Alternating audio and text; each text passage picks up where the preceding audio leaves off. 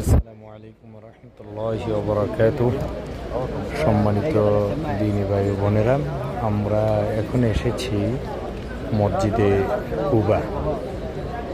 ইসলামের 4টি মসজিদ সম্মানিত মসজিদ হিসাবে মর্যাদাবান মসজিদ। একটা হলো মসজিদে কাবাতুল মুশাররাফা, আরেকটি হলো মসজিদে নববী, আরেকটি হলো মসজিদে আকসা, এবং চতুর্থতে যে মসজিদটি সম্মানিত এবং মর্যাদার স্থানে রয়েছে সেটা হলো মসজিদে কাবা মসজিদে কুবা।